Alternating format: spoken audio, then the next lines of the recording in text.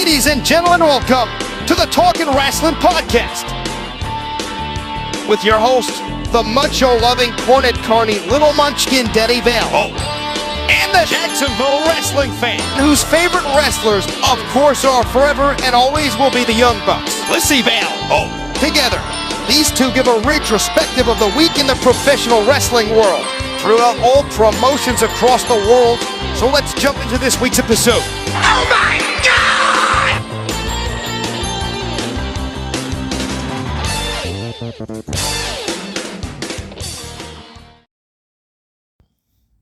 Hello. Hi there. Hello. It's me. It's DDP with Lyssie. Hi. We're going to do some yoga today. No, we're not.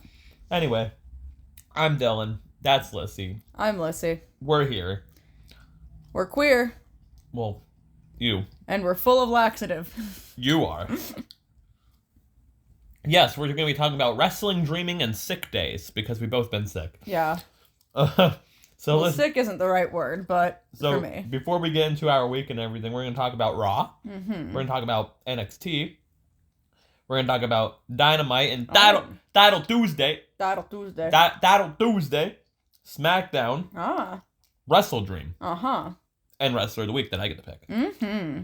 But, I'll give it away. It's Wrestlers of the Week. It's more than one. More than one. Because it's a tag team. Christ. Yeah. Anyway, Lyssie. Mm-hmm. How was your week? It was something, to say the least. It was a very eventful week that feels like it has been the past 2 weeks. It does feel like it's been like It's 3 been weeks. fucking insane. I worked a lot, obviously, but also feel like I didn't. Because I woke up, I think it was Wednesday, I think. I woke up, it was Wednesday, to go into work for like a weird mid-shift that was like, I don't know, like 8 o'clock to like 5 or something like that. And I woke up at like 6:45, and immediately, like 2 seconds after I woke up, my one manager texts me and says, hey, hold off on coming in for 8 because our store's flooded. And I'm like, the fuck you mean the store's flooded? So she sent me videos, and yeah, no, the store was flooded. There was like an inch of water in it, which was super cool. So I was like, okay, well, keep me updated. Whatever. So I went back to bed, woke up around like 10-ish, messaged her, was like, hey, any updates? She's like, no, not yet, but I will need you in for like 12:30 because that's when I'm supposed to be gone, but we don't really know what's going on, but we need like a manager here. And I'm like, that makes sense. So, end up getting ready to go in for 12:30. Keep talking. Dylan's dying. Where are you going? Get a cough in here. It's like, just keep going. Do you hear this? Y'all hearing this? I hope that that's picking up because that's wild. Anyway, so getting ready to go in for 12:30. Then she calls me and is like, "Hey, you and this other employee, are going to be going to a different store's location. I'm okay. And basically, you're gonna kind of like chill there until further notice, until we get the people that are supposed to come in to reevaluate. Like, it was a water pressure issue, but until the people that are supposed to evaluate the water pressure come in to fix the problem. So you guys are gonna like hang out there for like 2 hours, and then come back." So we did like a couple like little bits of like training and stuff that were like on, like the computer trainings. It's like, oh, this thing, and like new things coming out, whatever. So got a little bit of that done. Then went back to our store to have them like fix the issue, but they couldn't figure out what the issue was. And then we find out that our water supplier, I think it's American Water or something, had a cyber attack. So they weren't actually taking our claim like as an emergency because they had a cyber attack. So it was just a whole bunch of nonsense and shit they had to deal with, basically. So yeah, that was super cool and like a crazy fun start to the week. And then a couple days ago, I started getting some really bad pain in my knee, my left knee specifically, which like at first was like, oh man, this is uncomfortable and kind of sucks, but like whatever. And then like progressively started getting worse as the days went on. And yesterday it was really fucking bad, so I called off of work, and then we had to go to an urgent care. To which they were like, trying to figure it out. They took some x-rays and stuff and then came back to me and were like, well, we don't see, like, they did the x-rays to make sure that, like, nothing was, like, dislocated or broken or whatever. And they're like, well, everything seems fine with the x-rays, but you are incredibly constipated, which they found out from the x-rays, which I didn't know you could find out. So that was news to me. I'm like, all right, I thought my movements were as normal as they could be. But sure, no, I guess I either shit too much or don't shit enough, and there's no in between. I do not have a regular bowel movement, so that's super cool. So they were like, all right, well, we're going to send you over to a specialist, because we're worried it might be runner's knee. So here's like a referral to this specialist, but like if you can't get it with this specialist, then you should probably go to this walk-in specialist. But this is like the person we would like recommend type of thing. So I did that, and yeah, they're like, get a laxative and take some ibuprofen instead of Tylenol, because ibuprofen's an anti-inflammatory, and my knee was more swollen. Like my left one was more swollen than my right knee. So I've been doing that. I took the laxative today because I forgot to take it last night. So we're riding on whatever time we can right now that I have before that laxative hits. My knee feels a little bit better today. I'm able to walk on it a lot easier. Like the other day, I barely could be walking. It was a big problem. It took me 10 minutes to get up from my bed to our bathroom, and our bathroom is right next to our bed. Like literally where I am laying right now in our bed, not even like maybe a yard away is the door to our bathroom. It is right next to it. And yeah, it was a big problem. Man, if that's a yard away, fuck, how can't the Eagles pick up like a yard? I'm saying that's about a yard, I would say. It might be a little bit more than a yard, honestly. Yo, chat, remember Velveteen Dream? He's on my screen right now, unfortunately. Anyway, I just wanted to point that. So yeah. That's more so for Bryce, so I can get a "what school you go to" comment. Oh God.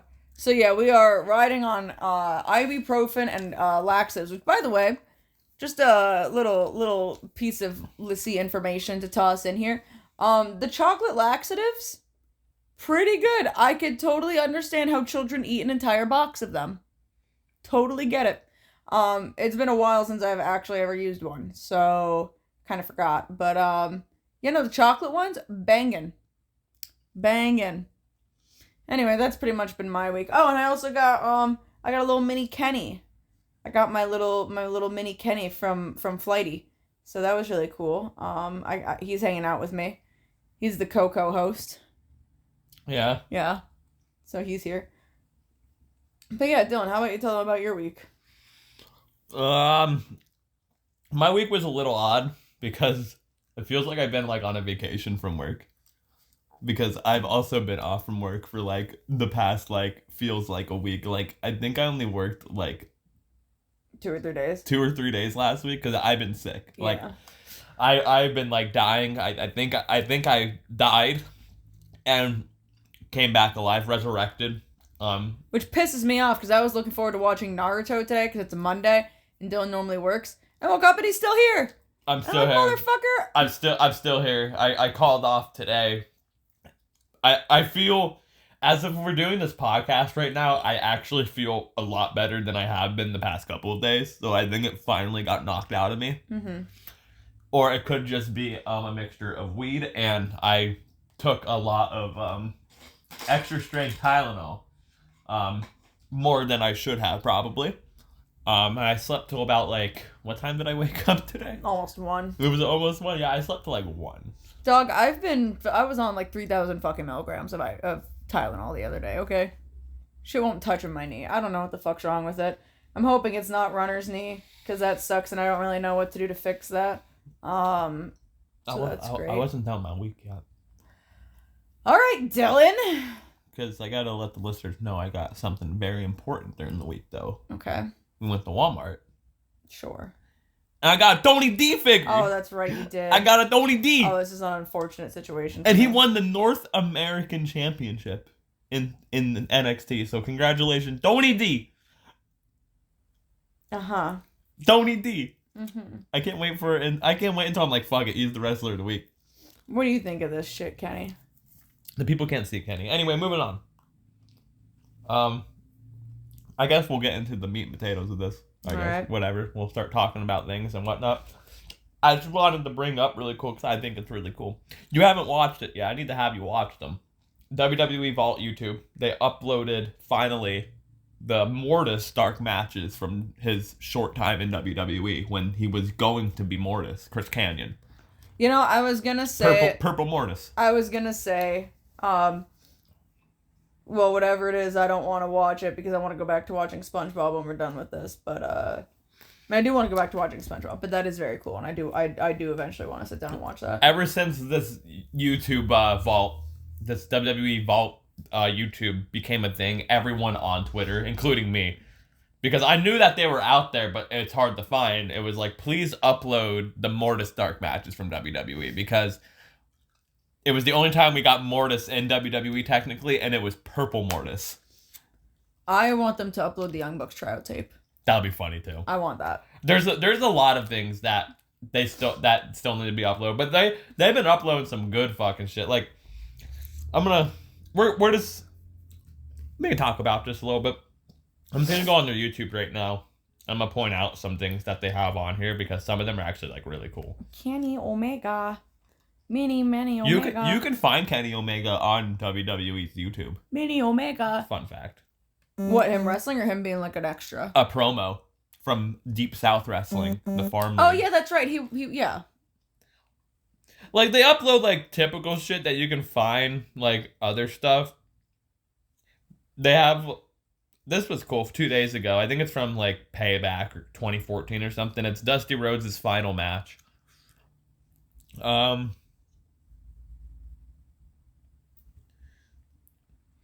They uploaded like a whole hour thing. I should send this to fucking Chaos the Clown.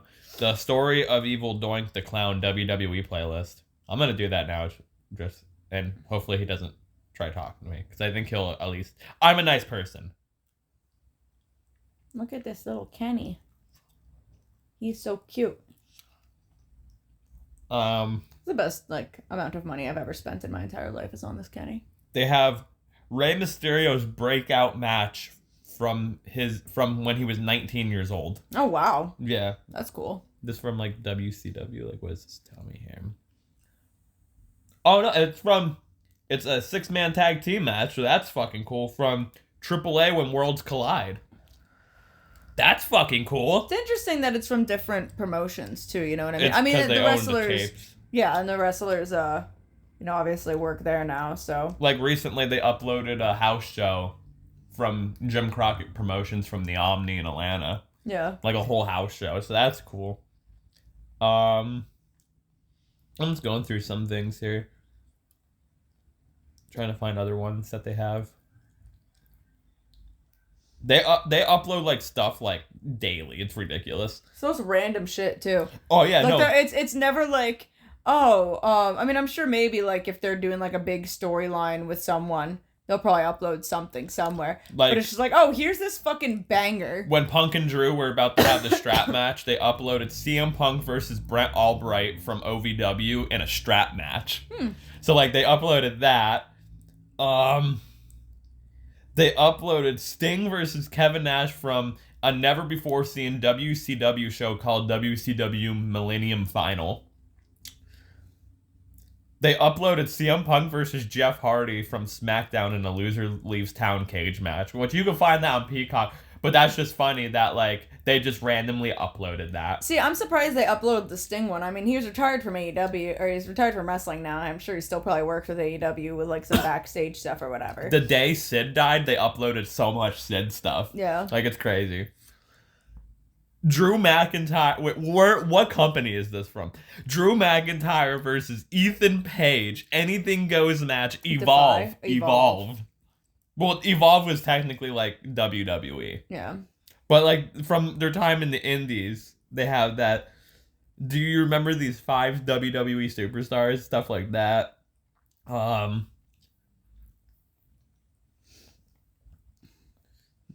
mean, John Cena, villain era, Doctor of Thugonomics, 2002 to 2003. I wouldn't call that his villain era. Montez Ford's 2014 WWE tryout. That's cool. They uploaded one. Bryce sent it to me. Rocket League. It's an El Generico match. I forget who it's against. I think it's probably Kevin Steen, but it's an El Generico match from like CZW. How did they get that? I don't know. Like, here's the thing, right? Like, I'm not like, okay, I'm not trying to like be a negative Nancy or anything like that. I'm just genuinely curious. Like, TNA stuff, AAA stuff, and like, you know, like Deep South and Jim Crockett and stuff. I get how they have that. CM Punk unearths a 2003 Legion of Doom tryout match. But like, That's cool. how are they like? I'm assuming they're just like, hey, CZW, here's some money if we can release this footage. Yeah. But I'm assuming they're like, Unless there was like a joint show with like Evolve or something. Maybe. And that's how they just have it. Because they do that. because I'm just genuinely curious as to how they're getting the okay to showcase the matches from different companies on their own YouTube and profiting off of it. But there has to be some sort of like deal behind the scenes with it, I would assume. Because that's again, like TNA and AAA, like we're already aware that they're in wait, is AAA in cahoots with WWE? No. No, maybe. I don't know what AAA's doing their own fucking thing. Yeah, so maybe not. I don't remember. They have Was it CMLL or AAA that AEW's partner with? CMLL. So AAA is probably in cahoots with WWE then. Yeah, well, yeah, they don't like AAA anymore. They have Morishita's tryout matches on here. Bro, Stop chewing so loud. They have like WWE's vault is just insane. The promo that earned Kevin Owens a WWE contract. And it wasn't the Mount Rushmore promo? No. He's wearing a PWG shirt though in the promo. Or they My have man never forgot his roots. They have World 1 versus Warriors from Dragon Gate USA on here. Dee, what do you think you're doing? What you doing? No. Come here. No. Come here. I'm watching you. He's a shiesty motherfucker. I know he is. Yeah, they just upload random fucking shit, in other words, is what I'm trying to say. But what do you think of that? It's cool. I think it's really cool, like, showcasing, like, unreleased stuff or, like, really, really old stuff that's, like, hard to come by and whatnot. You know what I mean? Mm-hmm. Like, they did, like, an episode of, like, WCW Saturday Night, too. WCW. Anyway. Ugh, look at Adam Cole. Adam Cole, baby. Anyway, moving on to... I have a screenshot so I can read, like, all of this. Boy, howdy, do I love screenshot. Oh my god, I killed my boy! But we have some Mark taking pictures of the NXT women's feet at a hotel. Oh, yeah, we were talking about this earlier. So, there was a fan incident at the NXT hotel last night. Oh, I guess when they're in St. Louis. This is reported by PWI, or PW Insider. A male fan was allegedly caught trying to take photos of the feet of female talent as they made their way through the hotel and was ejected not once but twice from the location. How did he get back in? Who let him back in? Why twice, bro? Like, I can't fucking fathom. Like, you know what, girls? I'm just saying this. To any of the women talent out there who has to deal with these creeps, I don't care how much the fine is. Punch them. Honestly, punch him. At that point, fuck it, punch him. Who cares, bro? Taking pictures of feet is just weird, bro. Like, if you have a foot fetish, that's just fucking weird. No, I'm gonna be a little bit more sympathetic towards this, and like not in that type of manner, but like if you have a foot fetish, fine, whatever. Do it on your own time. Like, I don't know, look up pictures of feet of people who have consensually put them out there on the internet, or buy them from people who are consensually okay with this. Like, don't go out of your way with whatever your fetish or your kink is, and bring it out into the public and give, like, and force people unconsensually to partake in this fucking shit. Like, it's not what they're here for, okay? Again, unless someone explicitly is like, yeah, that's fine, then you can't do it. If you like feet, you're just fucking weird. Okay, if you get off to feet, that's just fucking weird, bro. Look, it's not my cup of tea. I'm not here to fucking, but also, hey, if someone's gonna buy a picture of your feet, and you don't gotta do nothing, you just send them a picture of your fucking feet, make that bag. Make that bag, honey. Sell all of your feet pics to these fucking creeps. Honestly. Well, yeah, I I'm not would saying sell that. pictures of my feet if my feet weren't tattooed. That's just weird. I don't want people to be able to identify me by my feet tattoos and then find me. This is weird, bro. I'm not about that. I Yeah. have too many markings on them. Too many markings. I do, and like I understand that there's probably a market out there for it, but like these creeps are gonna fucking find me. I don't want them to fucking find me. Stay away from me. Fucking people are just... I don't understand. Anyway, moving on. Maybe toe pics. People buy toe pics. Ugh. I ain't got nothing going on with my toes yet. Anyway, moving on. Let's get into a big meat of the matter that caused ruckus. The big And meat. it's still causing ruckus. The big meat. We got another scapegoat. Jimmy Jacobs has resigned. Wow, I can't speak. Jimmy Jacobs has resigned from AEW, and he's taking blame for it, pretty much. You know, I'm gonna make you into my scapegoat because you didn't get me a root beer float. And we can read all of this. We're gonna read all of this. We're gonna go through it. We're gonna talk, and we're gonna just Send root beer floats. So, this was taken from a Twitter space made by a Wrestling Purist crew on Twitter Spaces. These are the reasons.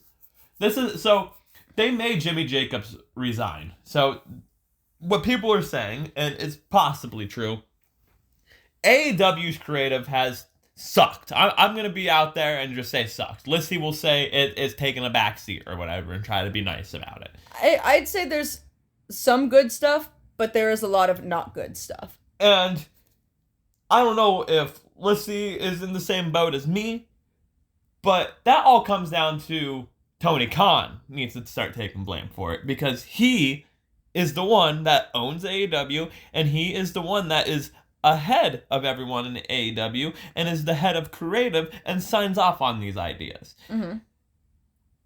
But they're making Jimmy Jacobs out to be the bad guy. He is the cancer of the month, the scapegoat of the month.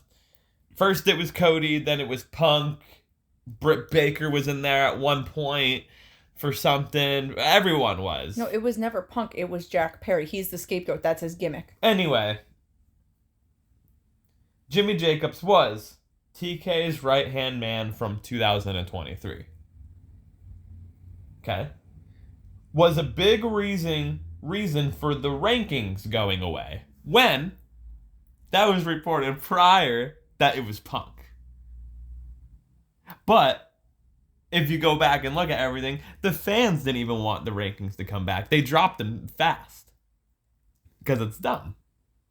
It makes zero sense. Had no idea who Kazuchika Okada was. Kazuchika. He had no idea. Supposedly. He was not familiar with AEW programming before coming in, nor did he like it, apparently. So this is 2009 to 2022 AEW, when Jimmy Jacobs was working for WWE at the time. And he got fired from WWE for taking pictures with the Elite. How the fuck do you not know what AEW was? This is all bullshit. This is funny. This is fucking funny.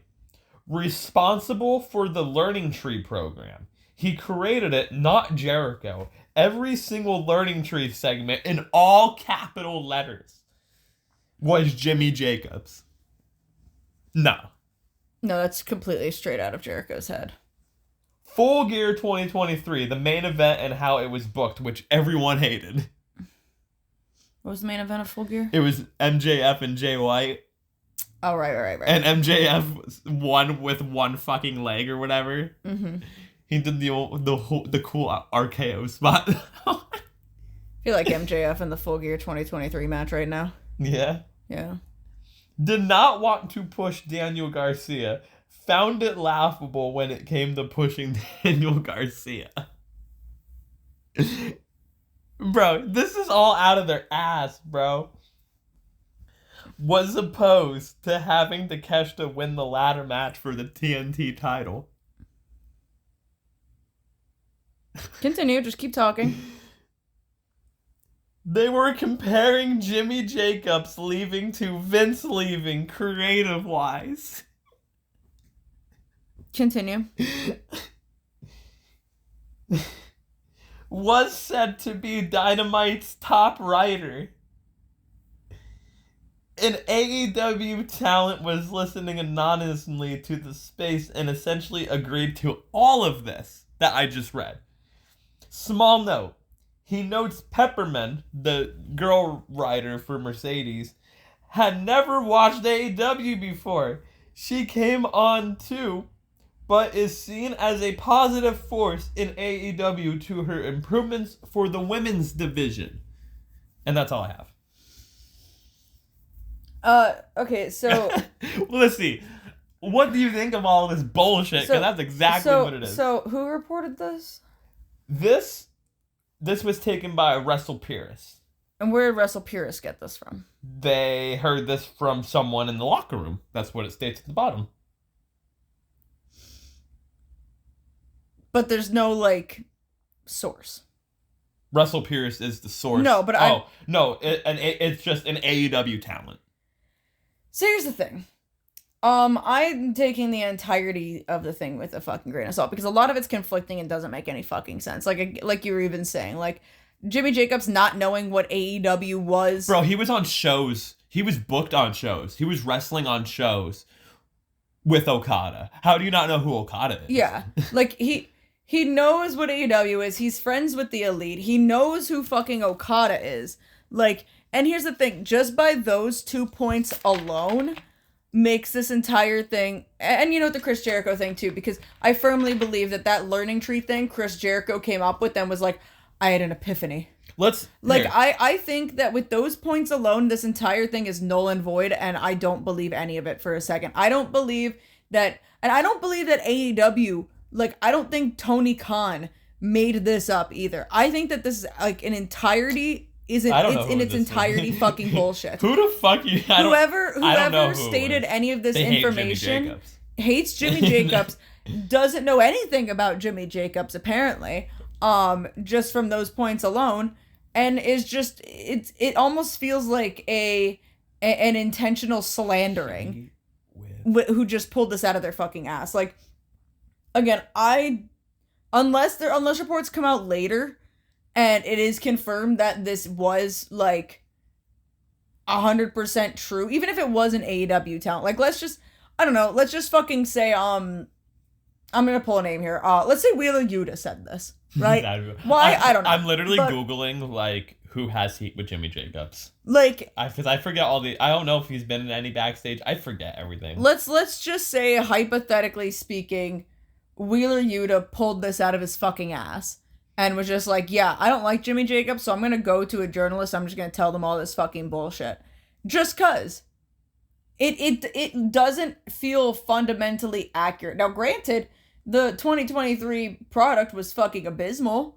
I'm not going to sit here and say it was, like, prime AEW. I don't think it was good. And if Jimmy Jacobs was a part of creative, does he hold some sort of responsibility for it?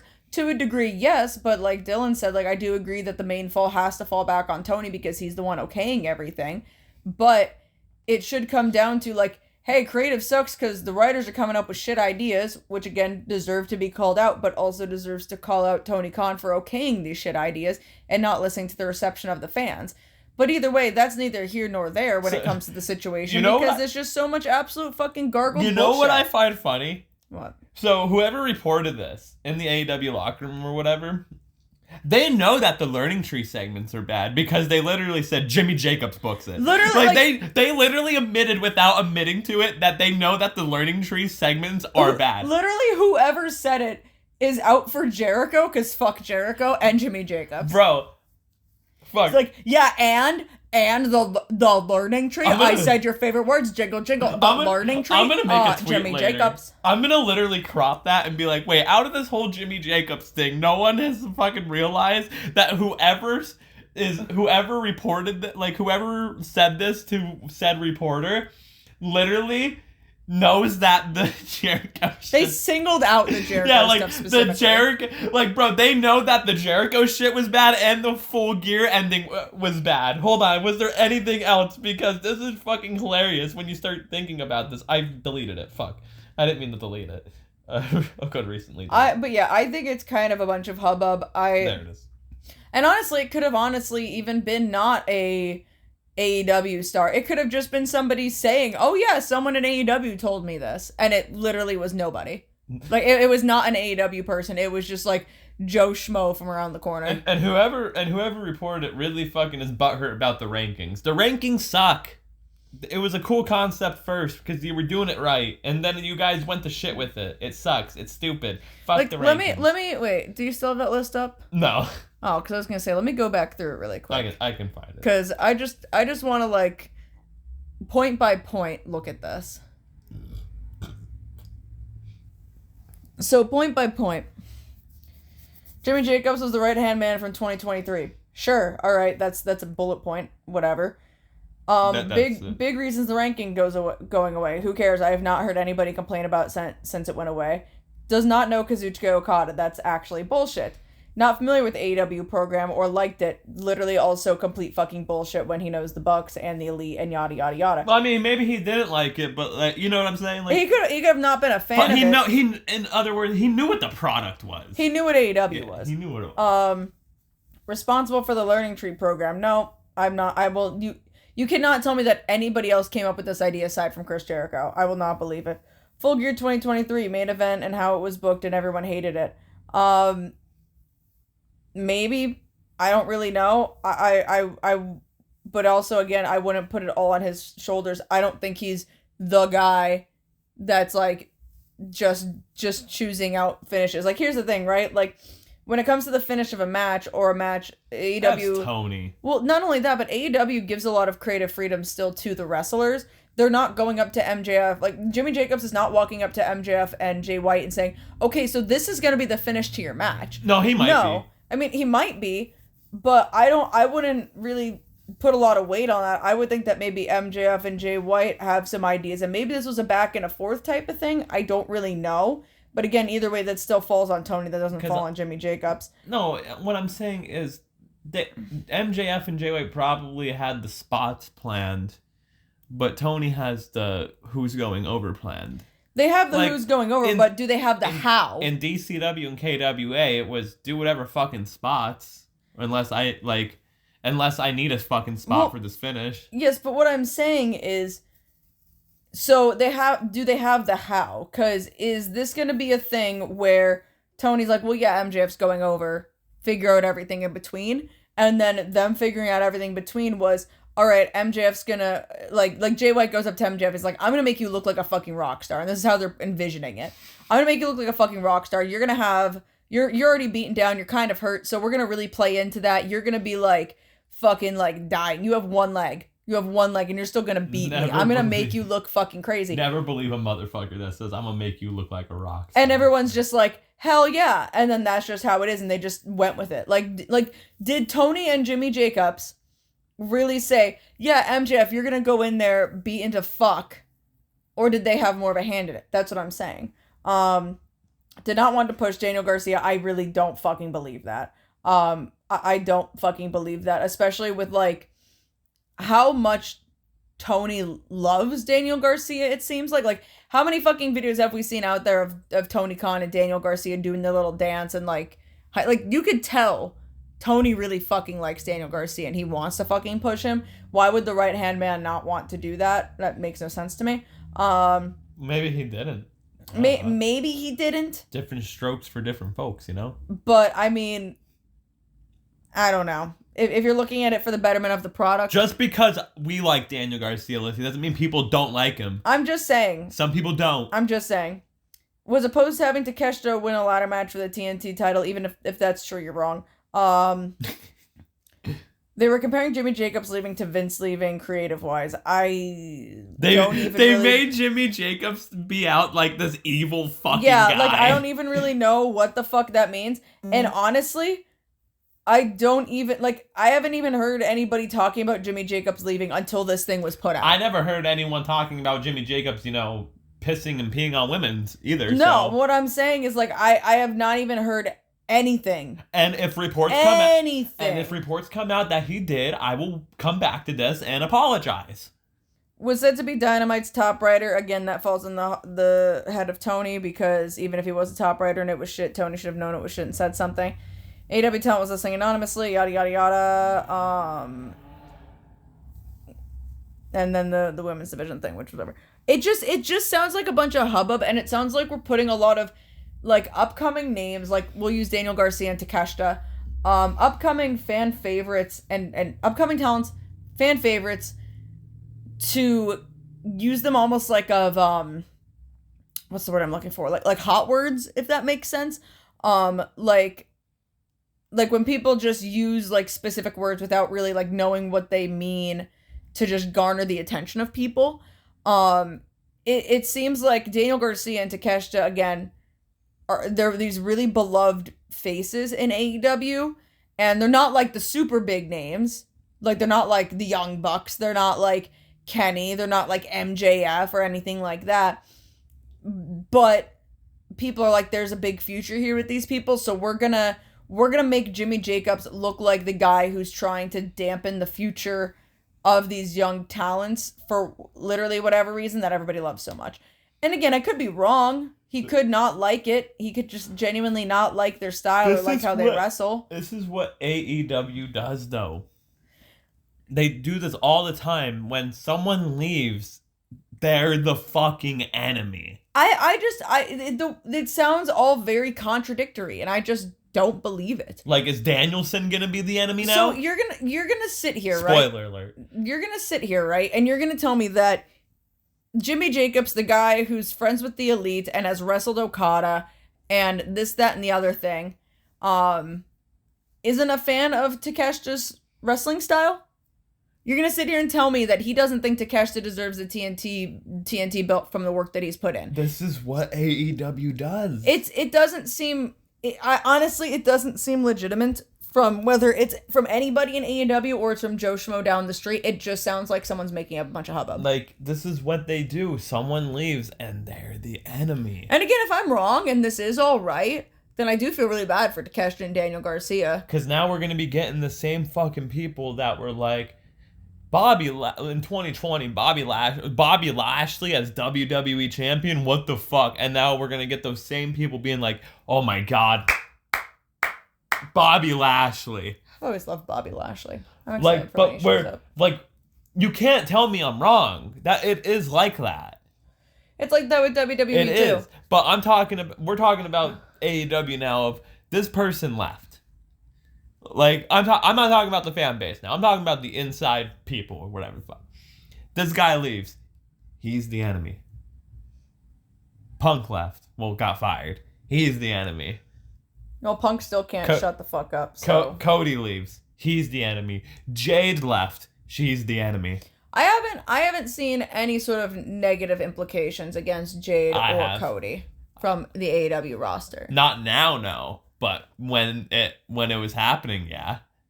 I don't remember ever seeing any of that. People were literally saying, good, Cody's we knew Cody was gonna leave. We didn't want Cody, blah, blah, blah. Fuck Cody, he's a sellout. And then there was people for Jade. I saw fans saying that. I didn't see anybody on the inside saying that. That was reports. And then it was Jade of like, oh, she's not gonna get used well and stuff. And, well, they're not wrong. She's in the women's division, yeah, so we expect. In fairness, they're not wrong. She isn't getting used well. Neither one can book the women. Neither Triple H nor Tony Khan can book the women's division. And genuinely, I think I love Jade, but I do think that she was pushed too soon. And I know she was like in developmental for X amount of time, but clearly she needed more time, and she probably should have started on NXT. Yeah.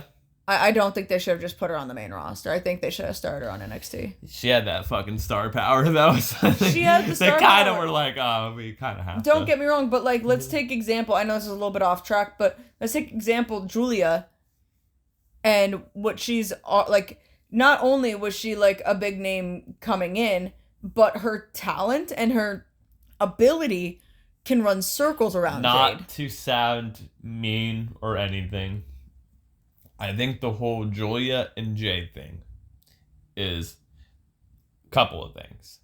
I could be wrong, but we're gonna be fed pilled here and go right into their aspect of brain power here. They had Jade debut on the main roster because she was already on American television and already worked somewhat, well, she did, an American style of wrestling. Not the WWE style, but an American style because she was, quote unquote, I don't know what the fuck they do in AEW. They fucking trained her in AEW. I don't know if they necessarily train them in AEW. I think it's just you've already had wrestling experience. Because they don't have a specific style. Like, there's no AEW style, there's individual wrestling styles. There was reports out there that Bryan Danielson was, like, training her before shows and everything. Okay, so, like, well, before shows, that makes sense. But continue. But I think the reason why they had Julia debut on NXT is she's never left Japan. She's only worked the Japanese style. And these motherfuckers over here, God forbid they use Google. They have no fucking idea they don't even know where Japan is on the fucking map. They don't even know what the flag is. Yeah, but they probably don't even know what fucking language they speak. Because they're fucking stupid. Here's the thing, right? What I'm saying is, Jade left AEW. And then she went to WWE. And she was learning the WWE style. Right? She wasn't on NXT, but she was being trained by WWE trainers to learn the style and to help her guide into guide into knowing what she's doing for WWE television. You know what I mean? Like, again, I don't think Jade was terrible in AEW. I understand that she only had like a couple years experience wrestling before she even went to AEW, if many at all. And to be fair, Jade literally in AEW, her whole run, she had one style match.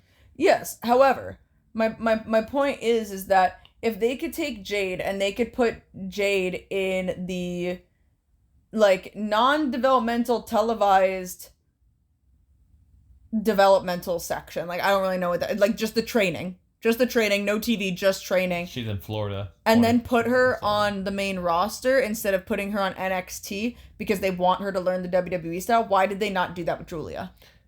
And then just put Julia on the main roster, who is a better wrestler. See, I'm still getting used to NXT. They probably wanted Julia on NXT to build up a name. And she does... People, like, if you're a smart fan, you know who she is, obviously. They're now traveling.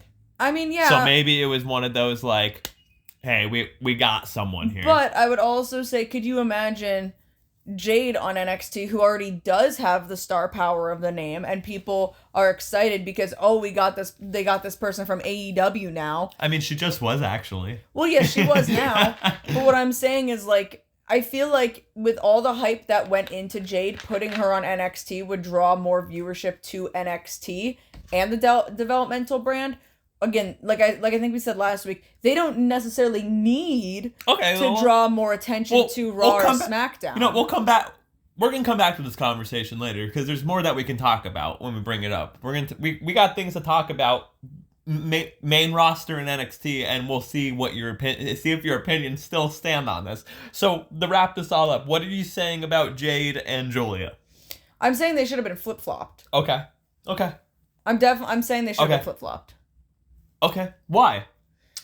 Because I think Jade being the name that she was at with AEW, but with her experience and and her experience in ring and her in-ring performance should have still been on the developmental, but again has the name and face value to draw in viewers to NXT to watch while she's able to still learn and get better before hitting the main roster. Whereas Julia could have been in that like developmental program that Jade was in for a couple months to learn the WWE style and then go to the main roster because she's already really fucking good at what she's doing. And even so, even before Julia did show up in NXT, people on the internet were already freaking out that Julia was going to be coming to WWE to begin with, so it still would have gained traction to the main roster. Maybe not as much as Jade going to the main roster, but with the main roster having its the viewership that it already has, it's already so high, it's not as much in need of a higher viewership than NXT. Okay, so actually we'll just talk about it now. We'll skip forward ahead to, they showed a Motor City Machine Guns package on SmackDown. Yes. That the original reports was they were going to come to NXT. Yes, which I still felt conflicted about. And then they've showed it on SmackDown, and now the rumors are, and they were heavily alluding to it on this recent episode of SmackDown of Nick Aldis has a tag team coming in. Yes. And they're going to debut next week and all that. And it's heavily alluded to the Motor City Machine Guns. Should they be on SmackDown or should they be on the main roster? That is the main roster.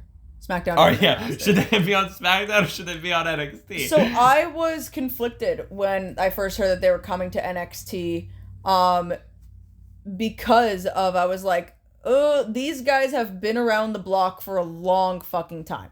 And if you're trying to compare this to the Jade thing, again, Jade hasn't been around the block for as long as the Motor City Machine Guns. She needs help and guidance. Julia, I don't believe needs that much help and guidance. Motor City Machine Guns, I don't believe need help or guidance at all. They're gonna be the help and guidance. What you mean? Yes, but that's where I was kind of like, I could see NXT because there's such like long-term veterans. I could see them going to NXT to help out with the younger generation and the tag division in NXT, but I more so wanted to see them on the main roster because the fucking tag division on Raw and SmackDown is fucking trash and needs some sort of actual fucking leadership. So with the NXT thing with them, I was like, I could see it to help the young generation, but you need help on your main roster right now more than anything, and I do think that the trainers in NXT are more than capable to help these young talents at the moment.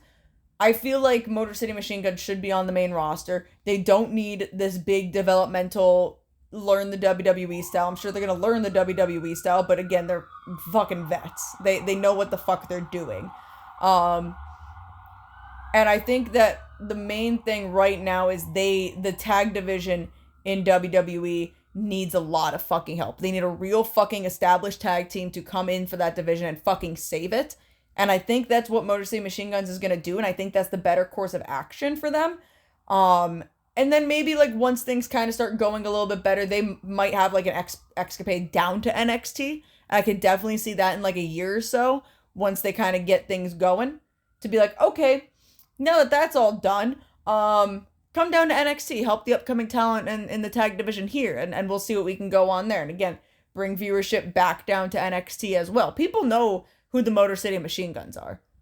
They already well know who the Motor City Machine Guns are. If they don't know, I'm kind of surprised at this point. Yeah. Especially with the TNA and WWE crossover. I'm surprised they didn't show... Well, they actually left TNA, like, before this crossover started, so never mind me saying that. But yeah, it was, like, poorly timed. It was like, damn, we're right there. Can we get AJ Styles, like, at Bound for Glory or something? But again, that kind of falls into the same thing of what I'm saying with Julia is... Julia knows her fucking shit. Motor City Machine Guns know their shit. Jade doesn't really know her shit all that well. I love her. I think she is a good fucking wrestler for what it's worth. But again, she's a young wrestler. She has not been in the ring for nearly as long. She needs that fucking guidance. And I feel like they're failing her and not giving her that guidance. Sure, she's with Bianca. And Bianca's fucking phenomenal. But we're still seeing we're still seeing how Jade's actually fucking wrestling and how lack of improved she has gotten, even with being with Bianca. So I feel like she needs more direction, and they're failing in giving her that direction because she has a lot of fucking potential. So now to move on from... Oh my god, Generation Me! Who are those little twinks? They're my favorite tag team, or my favorite wrestling twinks. Stop. Oh, I'm sorry, I meant wrestling twins. Oh my god. Anyway, they keep on with this conversation, and not Twinkies. Stephanie McCourt debuted in NXT. Sure. This past week. Main roster or NXT? See, that's tough. I don't know as much about Stephanie as I would like to feel like I have enough of like a statement on that. Like, Motor City Machine Guns, I know I know of them. I've seen a couple of the matches. I've seen this match 1,000,001 fucking times. Motor City Machine Guns versus Generation Me and TNA. Seen 1,000,001 fucking times. Jade, I'm very familiar with. Julia, I'm a little bit more familiar with her than I was prior to. But with Stephanie, I really don't know a whole hell of a lot about her. I just know what she has done in AEW, and frankly, like, what was it, 1 match, 2 matches, whatever. Well, according to Mercedes Monet, the reason why Stephanie Vacuor got signed by WWE is because of her match with her. I don't disagree with that. I genuinely don't disagree with that, and the only reason I don't disagree with that, 100%, because I do feel like there. Was she in CMLL? Triple? Yeah. She was CMLL? Yeah. Okay. So I don't. And that whole thing that we shouldn't talk on YouTube about because it's bad. I don't necessarily disagree with her about that, because that match was very highly regarded. And it was heavily talked about for days after it fucking happened. To the point where it did put a lot of fucking spotlight on Stephanie and Mercedes. Stephanie Vacuor carried her. But nonetheless, what I'm saying is, like, the match was very prominent.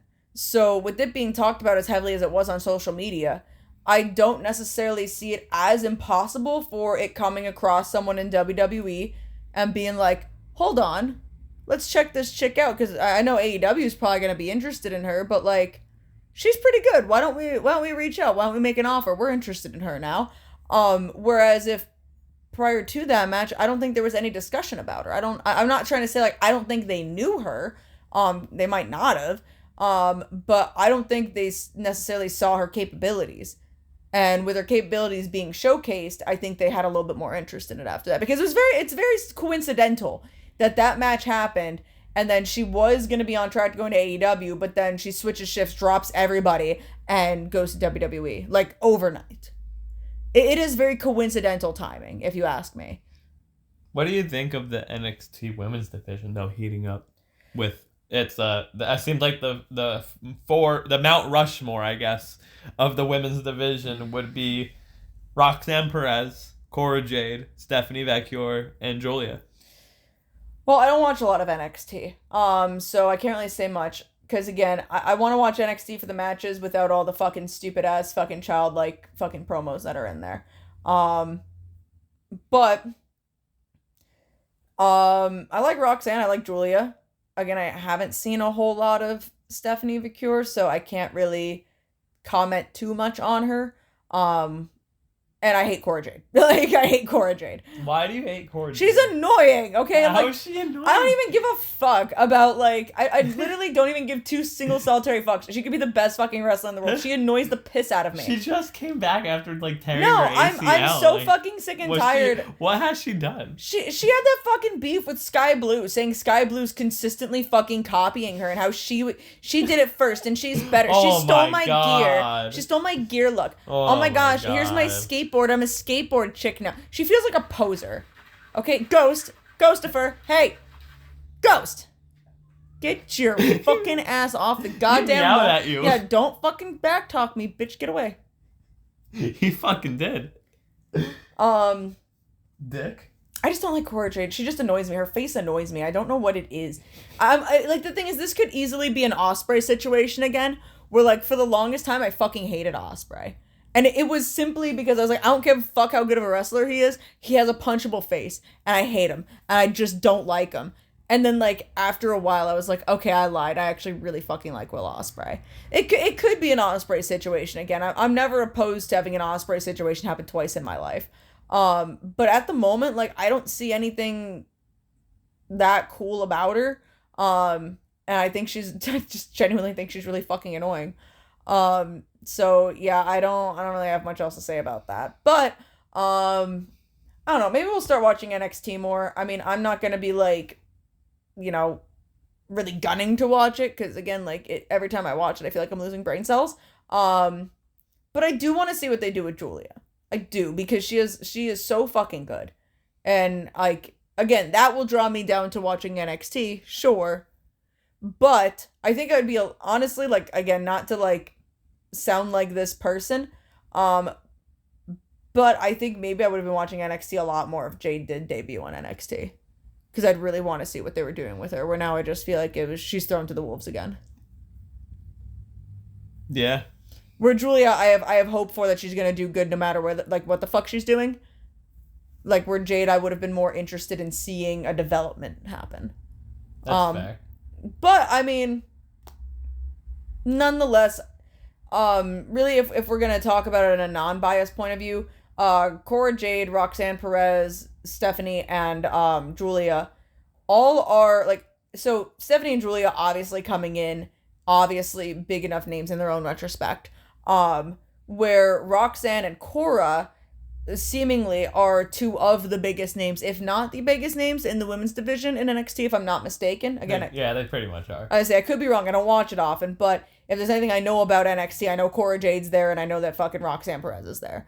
I know that much. So, I do think that is a really good setup because you have these big name newcomers and these big name established NXT stars going at it with each other.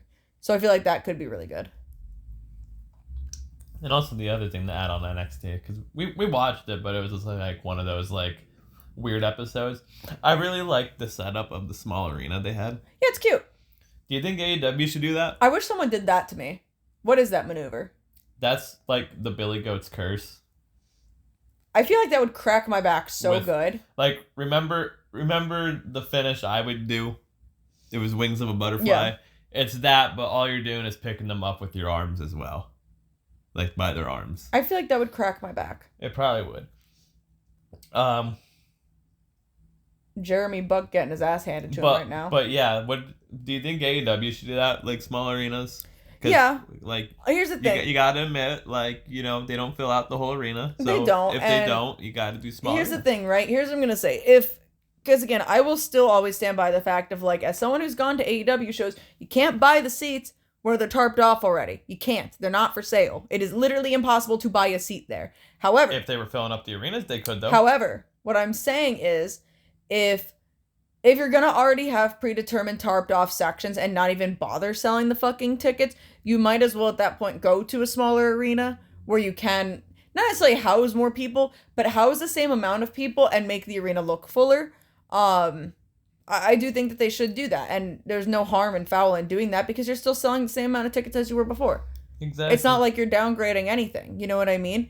But I also get it in, like, they do have some shows that are some shows where they are in technically of a smaller arena. Like, for example, if AEW were to come back to Wilkes-Barre, right? Let's just say, hypothetically speaking, what other arena are they going to go to? We have one. We have one fucking arena. Bro, they should just have the show where they're having the fucking CZW show here. Where is that? I saw Theater. At the Ritz. I didn't even think about having one at the Ritz. Yeah, it's at the Ritz Theater. Oh, that's such a good idea. I saw a poster for that in Sheets the other day.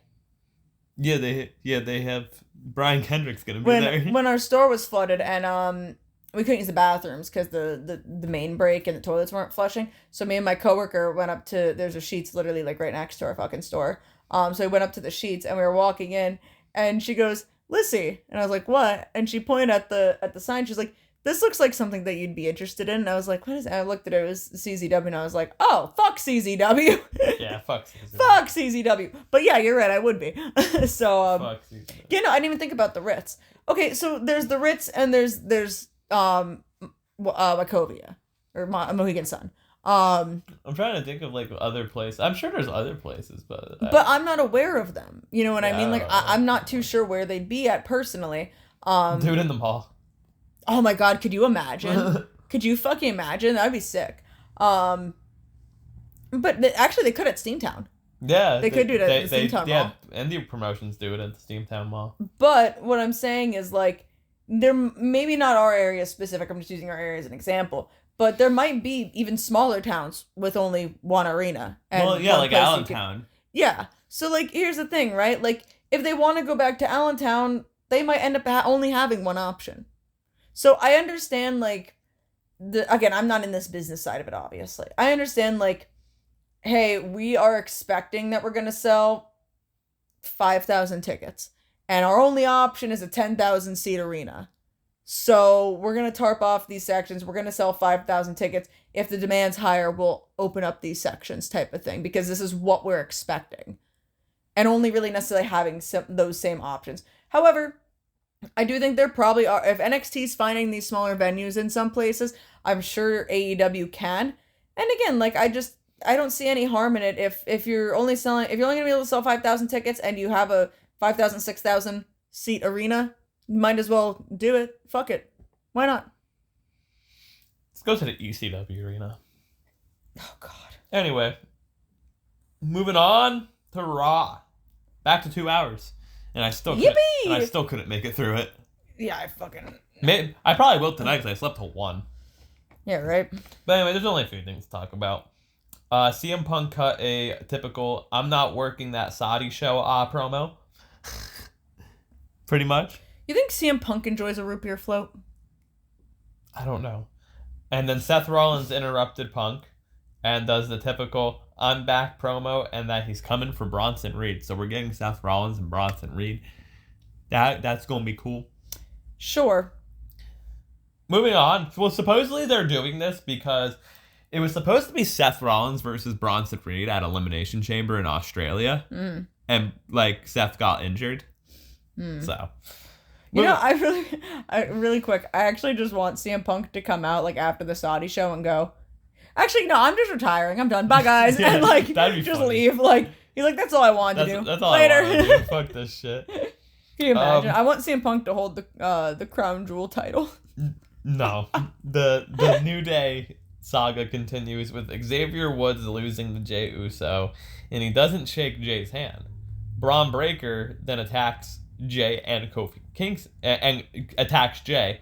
Kofi Kingston tries to help Jay, but Woods doesn't help, but he gets taken out by Braun anyway. So the New Day is just falling apart. I know he'll never be able to wrestle again, but I do just want Big E to show up and be like, guys, what the fuck are you doing? Like, here's the thing, right? Big E, he's never gonna wrestle again in his life. Probably not.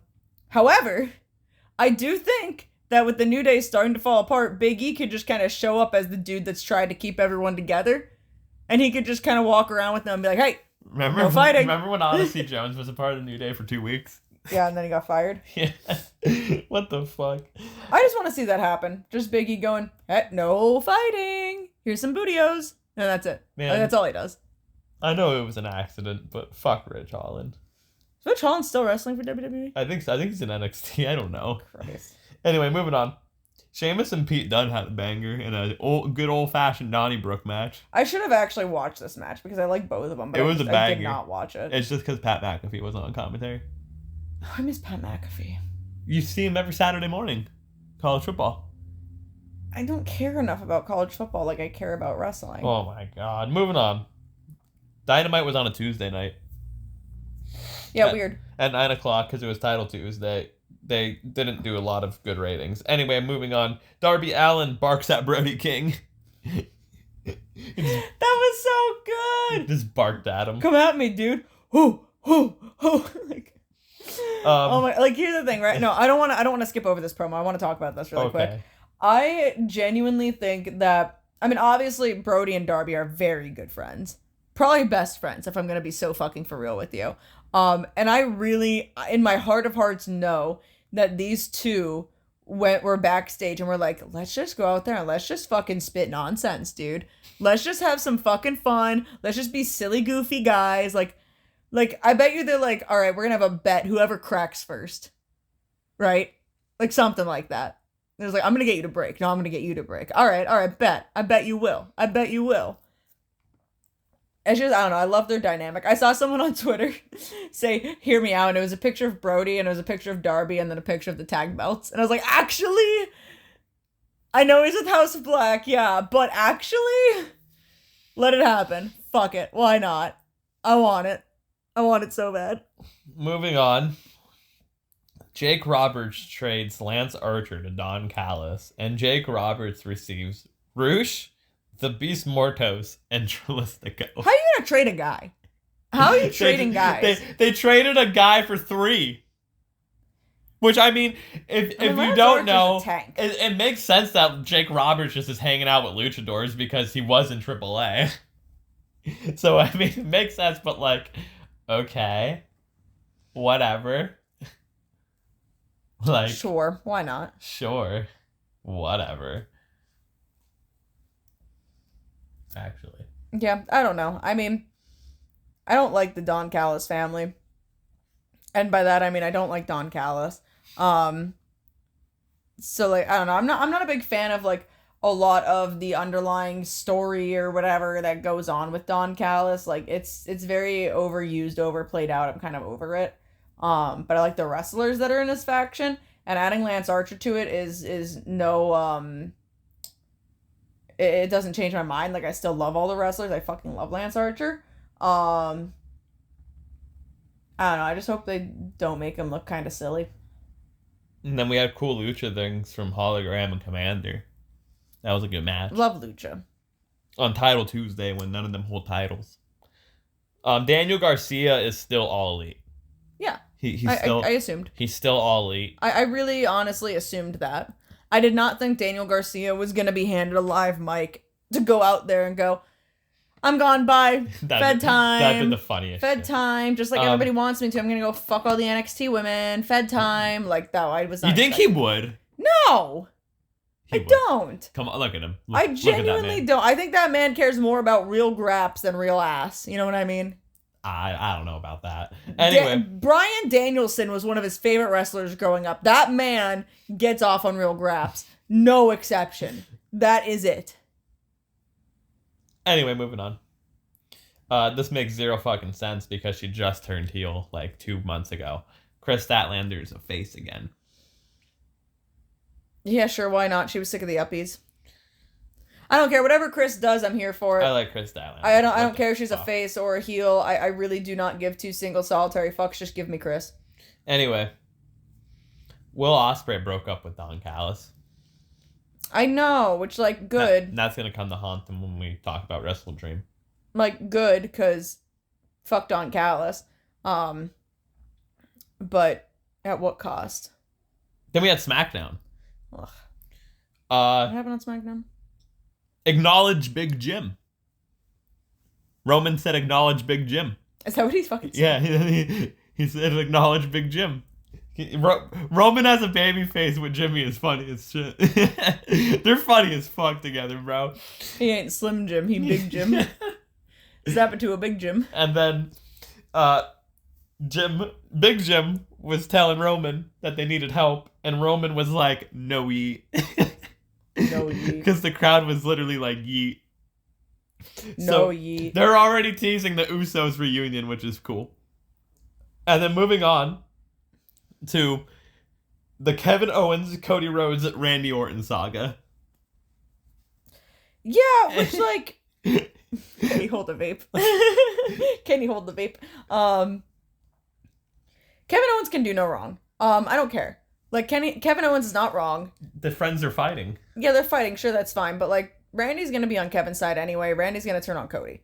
Like, and That's the big money one. yeah, they're still gonna be friends after that. Like, I'm not worried about Randy Orton and Kevin Owens right now. What I'm worried about is everyone being like, boo, Kevin Owens, boo. No, not boo, Kevin Owens, boo. He's justified. Kill Steen kill, more so, but he's so justified. He's justified. Like, okay, here's the thing, right? Like, Kevin Owens has been, like, royally fucked by the bloodline since, like, 2020. Okay, it's been, like, 4 fucking years. This dude has just been, like, fucked by Roman and his besties. And, like, then Cody comes in and shows up, and he's like, hey, I want this guy's belt. I'm gonna feud with this guy. Hey, I got his belt, cool. I'm friends with Kevin Owens. But, like, hey, this guy now that, like, has caused torment to one of my best friends, yeah, you know what, maybe I still kind of want to hang out with him and kind of have help. Like, maybe he's not that bad of a guy, so I'm gonna team with them anyway. And Kevin Owens is probably like, hey, dog, like, what the fuck? This dude's, like, fucked my life up for the past 4 years. He's like, yeah, I know, but, like, you know. Like, no. You know. No. I don't know, Cody Rhodes. I don't know. All right, Kevin did nothing wrong. All right. Well, that was SmackDown, pretty much. Sure. The bloodline left Roman laying. The bloodline is gonna beat up Roman until the original bloodline, gets back together. Moving on to WrestleDream. We had a pay-per-view. Yippee! It was WrestleDream. It was from the Tacoma Dome in Tacoma, Washington. I didn't watch the pre-show, neither did Lyssie. It was pointless. It's fucking stupid. All I will say is the Outrunners were so over. Who's the guy climbing the ladder? That is James Storm. Is James Storm a bad guy? No. Did he do anything wrong that we know of? No. He's really pretty. This is Motor City Machine Guns versus Beer Money. That's Bobby Roode. Oh. Right there. Bobby Roode. Sorry Well, about your damn luck. James is a very pretty man. You don't remember Beer Money from Yeah. TNA? I don't. Wow, okay. I don't think so, at least. Anyway, the show kicked off. It was Jay White versus Hangman Adam Page. Mm-hmm. Thoughts? Thank you to the cameraman who just, got all up in fucking Hangman's ass for, 5 seconds. Did you see that shit? Up in his booty hole. This was a match where the Oregon... I was watching this match, but the Oregon and Ohio State game was slightly more important at this point. I thought the match was really good. No, from what I saw with this match was really good. Very good opener. They worked the knee.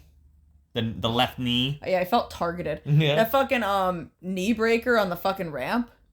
Oh my god. Jesus fucking Christ. Oh, am I supposed to read how long the match went like you always do? I like to do that because I feel like it's interesting to hear. 16 minutes, 20 seconds. Okay, that's an appropriate time. Yeah, no, overall I think it's a really good match. The only complaint I have about this match is that fucking loogie fucking Jay White spit on Hangman's fucking torso. Fucking gross. You agree with Jay White winning? Yeah, Okay. yeah, makes sense. He came back and Hangman's kind of just been getting his ass beat anyway. So, yeah. Yeah, fuck it, why not? For the women's championship, Mariah May defeated Willow in 10 minutes, 50 seconds. The only women's match of the night. It was only 10 minutes? Yeah. I mean, it was a really good match. I thought it went on longer than that. And then at the media scrum, Yeah. they have the women's champion at the media scrum. These are the same people that are like, yeah, women's wrestling and all of that. Do you have any questions for the women's champion, Mariah May? And they didn't. No, I thought the match was really good. I expected it to be really good because Willow's phenomenal and Mariah's phenomenal. So, I mean, it lived up to the expectations. Those two fucking girls beat the shit out of each other. Love it. Love to see it. For the TNT title, Jack Perry defeated Shibata in 9 minutes and 20 seconds. That was only 9 minutes. What's up with these short-ass fucking Jack Perry matches? Can't wrestle. He could wrestle. I didn't watch this match. I watched this match. Jack looked fantastic.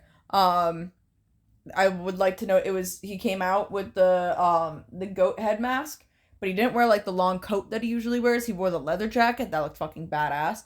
I love both Jack and Shibata, and it was a match of what I was kind of expecting to happen, of again them just kind of beating the piss out of each other. Obviously Jack retaining. The interesting part coming out of this match, or after this match I should say, was Jack beats Shibata, and then he's still kind of going after Shibata a little bit because he's a little bitch. And then Danny Garcia shows up, and he's like, hey, leave my friend alone. And Jack's like, oh, I'm not going to leave your friend alone, but what are you doing out here, son of a bitch? So we're foreshadowing Danny and Jack, which is a match I'm really fucking excited to see, because those two are going to fucking kill each other, because Danny's so fucking good with technical wrestling, and I really want to see. I mean, I would say Danny's really good with technical wrestling, and I would really like to see Jack more so against technical wrestlers, because I really liked his match against Bryan Danielson, and I just think it's an interesting dynamic because Jack's current style isn't the high flying flippy stuff that he was doing as Jungle Boy. It is kind of, I feel, more of a brawler-y style. I don't really know where to categorize him. But he is very talented in doing all these other things. So it's just a sub thing that I want to see him in more. Anyway, Danny comes out, and then MJF comes out and beats up Danny. Jack cheap shots Danny with the belt and then leaves. And then this is the only thing I saw from this. MJF starts beating up Danny. He says he went to the pawn shop in Brooklyn and he found his ring, so he got his ring back. Yay! Buffalo, not Brooklyn. Buffalo. Sorry, I thought it was Brooklyn. Too many B names. And found his fucking ring and is like, yay, my ring. I'm gonna punch you in the face with it now, Danny. And as Danny's getting up, you know it's all about the boom. They completely dropped the devil storyline. This devil storyline. But Adam Cole baby comes back. MJF has this heartbreak in his eyes that, Adam Cole's a face now. Murders me. Adam Cole comes out of the face tunnel. He's a face. He's a good guy. And he runs MJF off. And he's like, I'm back, baby. So yeah, I don't, like, here's the thing. I don't hate the fact that we're dropping the devil storyline. Let's just bury it and forget it ever fucking happened. However, I'm interested how they're going to, like, connect it now. Because, like, we haven't forgotten what happened. MJF's facial expression and whatnot shows. We have not forgotten that Adam Cole had gained so much trust and love out of MJF and then stabbed him in the back and crushed his heart. We have not forgotten that. However, how are we going to cycle back around now to make Adam Cole the face and MJF the heel? Just do what MJF's already the fucking heel. We know that much. But, like, what story are we going to come up with to kind of segue from where we left off to now with also kind of being like, fuck all that shit? They already did. MJF stabbed the fans in the back. He was playing everyone. Yeah. No, I get that. I'm just saying more with, like, Adam's actual involvement now. Because, like, MJF is, I guarantee you on Dynamite, MJF's going to be like, Adam Cole, you come out here and people are chanting your name after what you did to me, and, like, how could you love someone who did something like that? Yada, I don't know, whatever. We'll see. I'm not opposed to it. I'm excited for it, actually. I'm really excited for the continuation and wrapping up of this story to see where we end up. But I'm just a little confused right now. But I think it'll eventually all make sense. I think they'll at least figure out something to make it make enough sense. Either way, I'm excited for it. I'm happy for it. I'm glad to see Adam Cole back. Moving on to the next thing that happened on the show. Before we get into the next match, I want you guys to remember this part of the show right here when I say there was an interview with Jerry Lynn and Orange Cassidy. And it was just a really weird thing of like, Orange, I've been watching you for so long. If you take it serious, you'll be something. And Hook was like, yeah, listen to Jerry. So hopefully you listen to me talking about that, because we'll circle back to that later on in this episode. Moving on next was Jerry was probably match of the night, a triple threat match for the International Championship. Takeshita, Will Ospreay, Ricochet, 20 minutes, 45 seconds. Goddamn, I need a cigarette. What a match. What a fucking match. Takeshita wins. An unfortunate finish. The only reason I say unfortunate is I genuinely don't think we needed the Don Callis screwdriver. I almost, I was watching this match, I was like, man, this might top Joe, Daniels, and AJ Styles. And then the finish happened, and I was like, it does not. Yeah, no, I'm the screwdriver thing is well too played out. It was fine with the Kenny thing, and it honestly symbolically kind of made sense with Kenny, because I'm gonna cover his ears for this, because the Kenny screwdriver thing made sense because, Don screwing over Kenny, and symbolically that makes sense. Leave little Kenny alone. Leave Mini Omega alone. Stop punching him. I booped him. Stop it. Oh, I hurt him. He's sitting next to me now. Something fell off of him.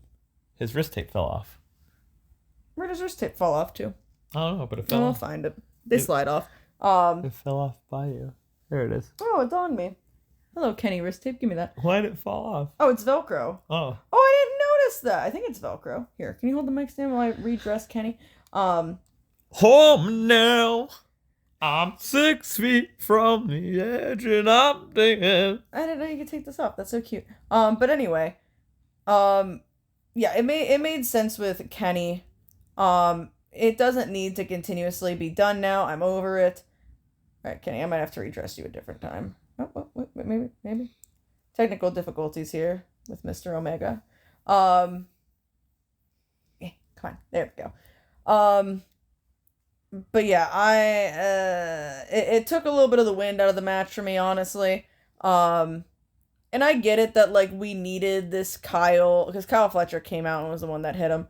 And I get it that we need this Kyle and Ospreay turn to happen. And they cost him the belt, and now the Don Callis family has the belt, yada yada. But I don't really think it needed to happen like that. Yeah. I don't know. It took me out of it for a second, and with that being the finish, was just kind of like, all right, sure, but happy with the outcome. Yeah. Takeshita fucking deserves it. He has deserved it for a long fucking time. That'll teach Jimmy Jacobs. Yeah, right. He's deserved it for a very long time coming now. I understand why he didn't win the TNT belt in the ladder match. Okay, like no tea. That was for Jack. That was for Jack's moment, and it's for the Elite storyline. I get that. That'll teach Jimmy Jacobs. But I've been saying for how fucking long now, put the fucking international championship on fucking Takeshita. Also, if Takeshita's gonna go and do stuff in DDT now too, defend the belt in DDT. Yeah. That's fucking awesome. Like, that's so fucking good. You know what I mean? Like, I don't know. It's been a very, very long time coming. That man fucking deserves it. Yes. Moving on. This was great. 2 out of 3 falls match. Hologram defeated Mordos, the Beast Mordos, 2-1, 16 minutes, 40 seconds. I mean, I know there's like a little bit of a storyline going into this. A very small, quick Lucha things. Hell yeah, bro. That they put together. But, yeah, hell yeah, lucha things. Fuck yeah. We're supposedly getting more of this stuff, lucha style stuff, because AEW recently signed a deal with like Fox Sports Net Mexico or whatever. So we're going to be getting a lot of lucha things, and I like that. Lucha. Anyway, moving on. This was another good match. Darby Allin defeated Brody King in 12 minutes, 20 seconds. Yeah, they just fucked each other. They just killed each other. Like, that's everything everything I was expecting from a Brody King and Darby Allin matches. These two are literally just fucking killing each other. Yeah. Yeah. Moving on, this was a good match with the wrong outcome for the tag team titles. The Young Bucks defeated Private Party, 15 minutes, 50 seconds. I have conflicting opinions about this match. The match was good, but fantastic match. Private Party should have won. I have conflicting opinions about that. Because, yeah, I do think, I get why people are saying Private Party should have won. Because now, what do we do with Private Party? Where's the Private Party push? You just killed anything that they had going for them. However, I'm still on the same one-track train that the Young Bucks are losing these belts to the Golden Lovers. Okay, let's see. I know that Kenny and Tanahashi are going to be wrestling the Bucks at Wrestle Dynasty. No, it's them? What? So what? Kenny was with Tanahashi in Japan at like a... When was this announced? It's not announced. This is an illusion. It's not happening. Alluding. Kenny Omega was at a... Tanahashi's retiring the day before at Wrestle Kingdom. 2026 is when Tanahashi's retiring. Not 2025, 2026. Man, what's up with these people announcing their retirement tours? So... Everyone wants to do one. So Kenny and Tanahashi were at this like media, I guess like media scrum, media press, whatever. And they were talking, and Kenny mentioned the Young Bucks and said, Young Bucks, I'm looking to wrestle you. I'll be at Wrestle Dynasty with Tanahashi, and, you know, doors open. So it's going to be the Bucks and Tanahashi and Kenny. Why not Kota? I don't know. This might just be a Tanahashi retirement tour. I am the owner of New Japan now, president of New Japan now, so I'm going to be in this match. Don't know. So is Kenny like back? I'm so confused. He hasn't started wrestling back yet, but the fact that he even issued the challenge in January, like I said, he's going to be back by then. And they all called me fucking crazy. The Bucks did announce that they're going to be there. Yes, that's going to be the match. Which, like, it kind of makes sense. They're the tag team champions. Why wouldn't they be there? Yes, that is going to be the match. Kenny put out the... Private Party should have won. But I think Kenny and Tanahashi are going to lose that, and I think they're eventually going to drop the belts to Kenny and Kota. And then we're gonna have another golden lovers run. The next match, it went 15 minutes 20 seconds too long, and that was Mark Briscoe defeated Chris Jericho. We didn't watch this. I didn't watch it. I don't think Lyssie watched it. Having Mark Briscoe on next. The main event was a singles match for the AEW World Championship. That went 27 minutes. Exactly. Jon Moxley defeated Bryan Danielson. Like I said would happen. I don't want to talk about it. Jon Moxley won. It was a pretty good match. Jon Moxley wins. He chokes him out. He throws the belt in the bag. Just put the belt in the bag. That was confusing. I think my favorite call about it was Tony Schiavone, or maybe it was Excalibur. One of them was like, "Oh, why do they have the bag?" And Tony Schiavone literally said, "I think he's gonna put the belt in the bag." And then 2 seconds later, he puts the belt in the bag. I have a couple of favorite calls from this that we'll get into in a second. I'm just trying to rewrap everything. Yuta comes out. Darby comes out. Yuta hits Darby from behind. Yuta joins forces with the Romper Stompers. They tie Darby. They duct tape Darby to the ropes. Yuta suffocates Bryan Danielson. And remember how I said the fucking call the police. That was a great call. Call the police was a great call. Who yelled that? Tony Schiavone. Was it Tony Schiavone? Call the police was fucking funny. So they come out. Nigel looks disgusted that they did this to his boyfriend, mind you. His husband. He's fucking disgusted. Like, they went too far. Called the police. The police come out. I hope I didn't. Okay, we're good. Call the police. Police come out. They beat up the police. I thought it was the police. I think it was the security. No, it's the police. They're beating them up, and then the baby, like, some of the baby faces come out. Like, Adam Cole's there. That's how you know Adam Cole's officially a baby. Private parties there. Like, all these baby faces come running out, but they keep focusing on Jeff Jarrett, because Jeff Jarrett's there. He's getting his ass kicked. He's trying. He's fighting for his life. And Jeff Jarrett was a star of this, but they keep focusing mainly on Darby Allin and Orange Cassidy. Remember what I was talking about with the Orange Cassidy and Jerry Lynn thing? I think that's something to do with it, because they kept focusing on him way too much.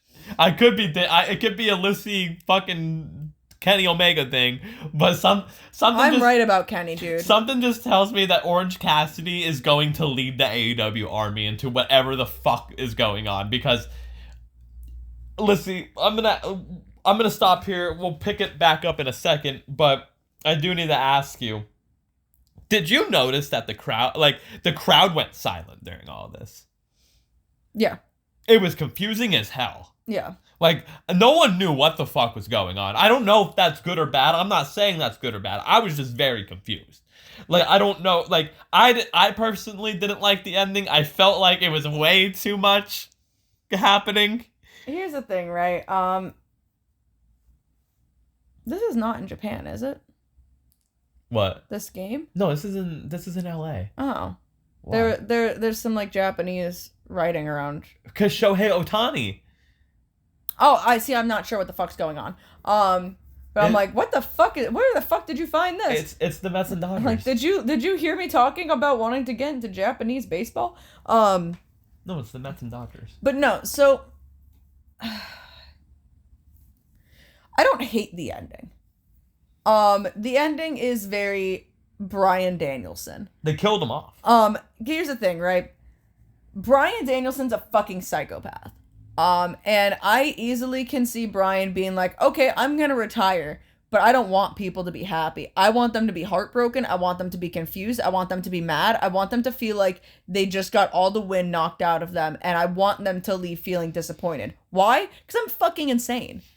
And, like, in fairness, that is what happened. A lot of people finished the pay-per-view, I'm sure left the arena, and were like, what the fuck just happened? Is that really how this fucking ends? I'm pissed that this is how it ends. What the fuck is going on? Like, and obviously, like, people know he didn't actually get suffocated. He didn't actually get murdered or anything like that. But people are sitting there and they're just like, I don't know how to feel about this. They feel conflicted. They feel weird about it. And to me, that's probably what Bryan Danielson really fucking wanted. He wanted people to feel dissatisfied because he's fucking nuts. I do gotta say, it was a little too much of Excalibur trying the fake cry. Yeah, I feel like that might have been a bit of a weird touch, but That was really weird. that was a weird choice.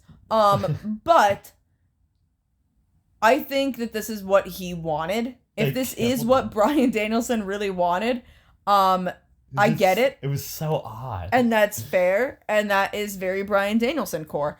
And I'll give him that. And I'm happy he got to go out the way that he wanted. Like we always say, we want these wrestlers to end their careers the way that they want to end their careers, right? It was just so until it's someone getting suffocated with a plastic bag and wheeled off after their son just betrayed them. But that's just him. I was just expecting a Sting send off, bro. This was not going to be a happy Bryan Danielson send off. It wasn't going to be. What the fuck, bro? Bryan Danielson is too much of a fucking whack. Do you think job. he's done? He's done full time. Do you think he's gonna be back in like 3 months? Well, I don't think 3 months. He needs neck surgery. He has stated that multiple times. No, well, 3 months is the Japan show. He's coming back in 3 months. What the fuck you mean? I can see him coming back in 3 months in Japan, not to wrestle. No, he's gonna want to wrestle.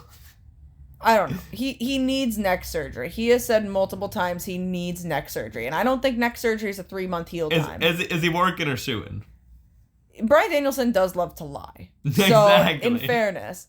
But if we're going to take his word at face value, I think he's going to go. I think he's going to go get his surgery done. Probably spend some time with the family, heal up and whatnot. And I can see him doing one-off appearances. Still very part-time, you know what I mean? I don't think he's necessarily gone forever. I think we are going to get that Bryan Danielson and Kenny match. I think we're going to get one to determine who is the best wrestler in the world between these two broken old men. And it's going to be a fucking banger, and it's going to feed families for fucking years. But there's just a couple loose ends that Danielson never really got to tap. I was saying it, that, you know, there's that Danielson and Danny story that we kind of never really gotten into, where Daniel Garcia's always talked about looking up to Bryan Danielson as a kid and how, like, he was his favorite wrestler and yada, yada, yada. And Danielson being like, you're not a sports entertainer, you're a professional wrestler. And Daniel Garcia finally coming to that he is a professional wrestler. But we still never necessarily got, like, at least not that I can remember, we never got the send-off of that. So I want to see the professional wrestler Daniel Garcia versus Bryan Danielson and finally wrap that story up nice with a bow. Again, I'd love to see him with Kenny. There's just a lot of stuff that went unanswered with Danielson. So I think part-time wise, he will come back and kind of tie up the loose ends. But it's not going to be like, oh, he's here every single fucking week for 3 months straight and then he's gone. I think it's going to be like in and out sporadically. Overall, though, I think the biggest thing now for me, because, you know, I started watching AEW back in 2021, when we went to the Double or Nothing at the movie theater to watch it. And, you know, I've been watching it ever since then, really. But for me, starting watching AEW, you know, I don't remember many times watching it without Bryan Danielson. So I think it is like kind of similarly with Sting, where it's going to feel a little weird for a while without him.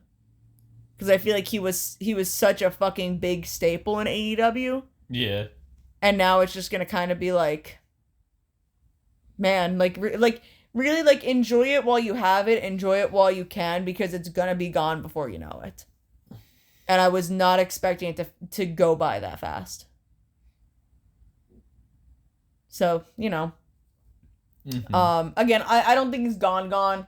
He'll be back. He won't be back as much, but he will be back. But Bryan Danielson. I could start crying if you want.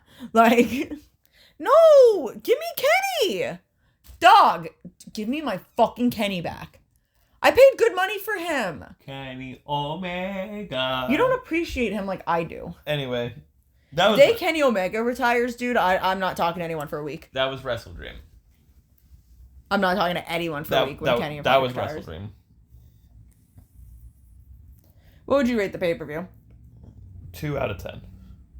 No, you wouldn't. No, it was a decent pay-per-view.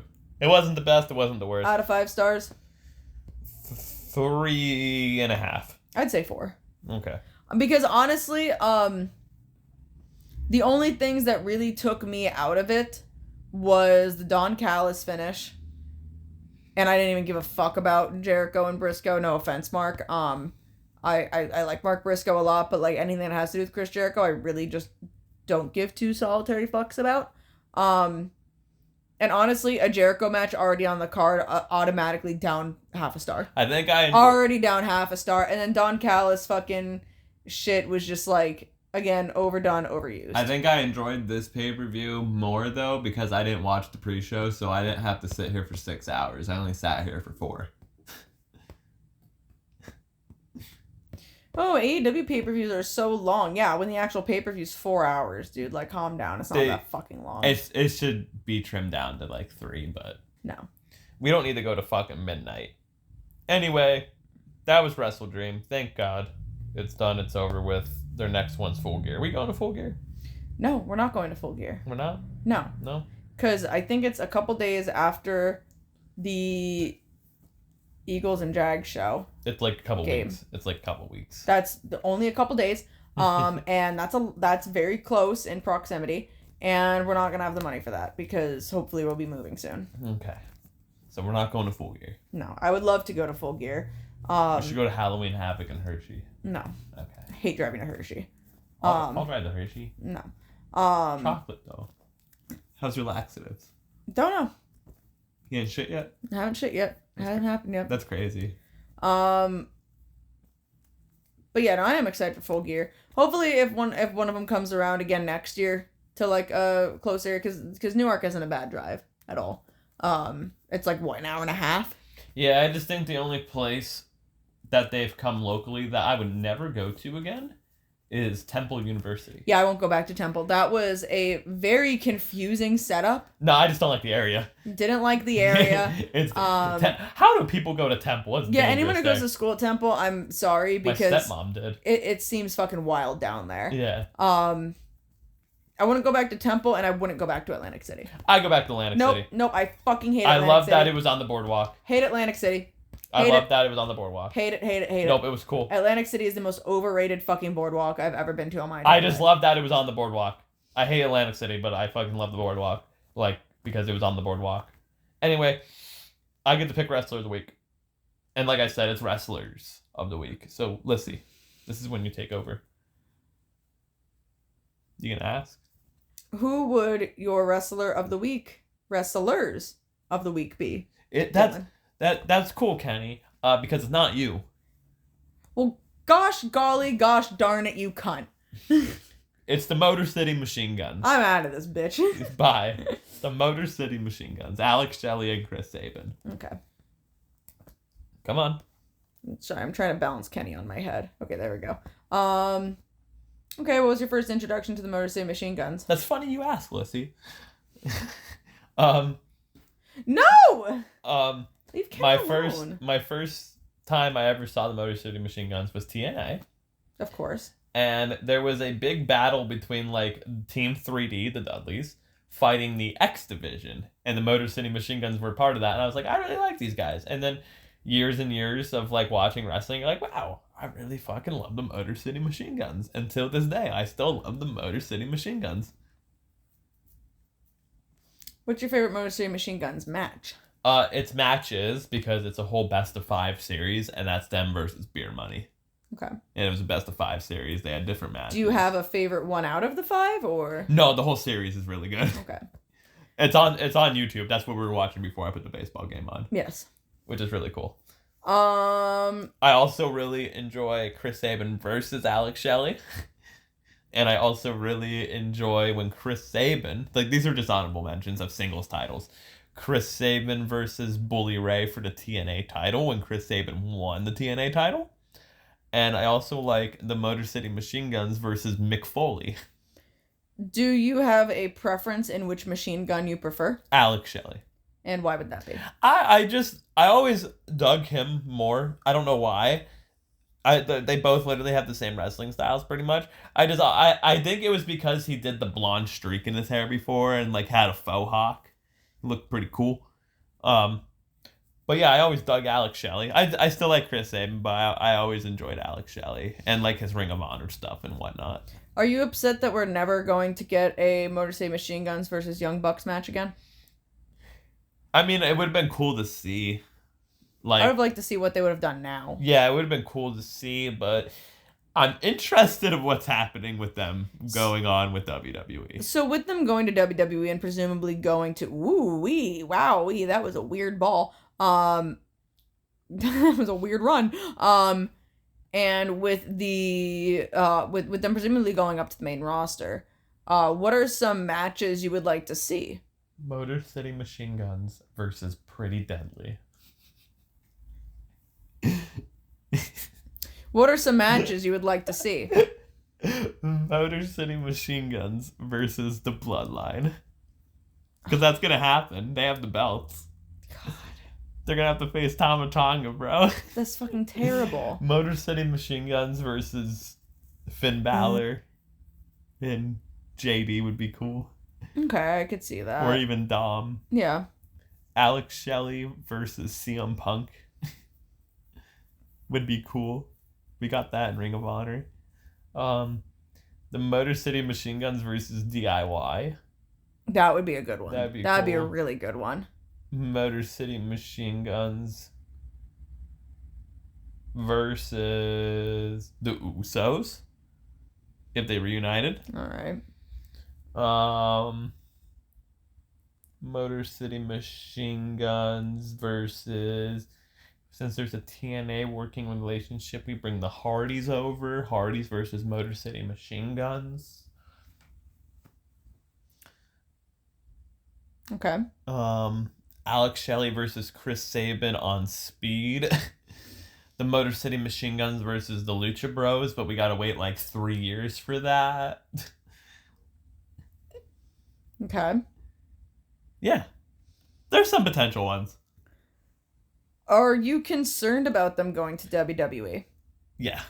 Yeah, I know, me too. Because it's the WWE tag division. And I don't know. Do you think genuinely they will actually be smart and use the Motor City Machine Guns to their advantage to establish a tag division? They probably will. Or do you think that they're just going to fumble this?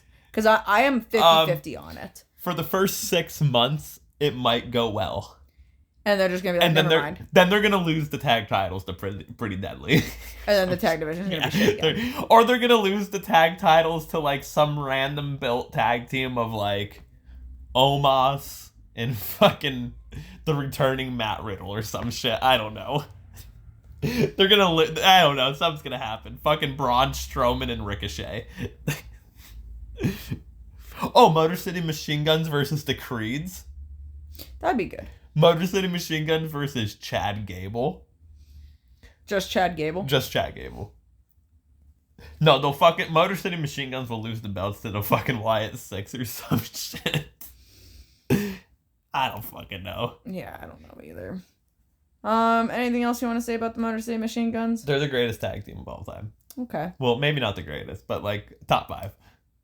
Okay. Midnight Express still number 1.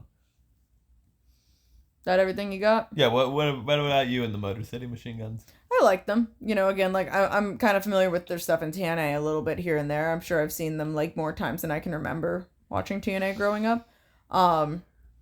Again, I'm excited for them in WWE because I really do want them to do well in WWE, and if they play their cards right, they can honestly have a great tag division. And they can do a lot in it, but it's WWE, so I worry a lot that they're not actually going to be taken seriously, or they'll be taken seriously for like a month. And then it's just, all right, you're on Speed now. You're on Speed now. So we'll see. I'm not going to hold my breath on it being fantastic, but I would love to see it be fantastic. But I think that's it. Yeah, that's it, ladies and gentlemen. that's the show. That's all we wrote, folks. Well, with that being said, thank you guys for watching, listening, whatever you want to call it. If you want to follow us on Instagram, you can follow us on at Talkin Wrasslin Pod. That is TALKIN_WRASSLIN_POD. If you want to follow me on any of my social medias, you can find me on Instagram or Twitter at the same handle, which is Lungtard. That is LUNG_TAR. And you can find me on TikTok at Lungbucks. That is LUNG_BUCKS. Dylan, where can they find you? Well, first off, also send in questions. Don't be afraid to comment and stuff. It's been a while since we did like a Q&A. Mm-hmm. I'm not saying like that'll be the next episode or anything, but it'd be cool to get some questions on the chopping block or whatever you want to say, just in case we have one of those episodes where we have nothing to talk about. We can answer questions and stuff. So send in questions. You can find me on Instagram and the Twitter at Danny DANI _line Valo VALO _line. And that's all, folks. Well, again, thanks so much for watching. Like, share, subscribe, send us to your friends, your grandparents, the people you hate, the people you love, to the New York Mets. I don't know. Fuck the Mets. And we'll see you guys in the next one. Goodbye. Bye.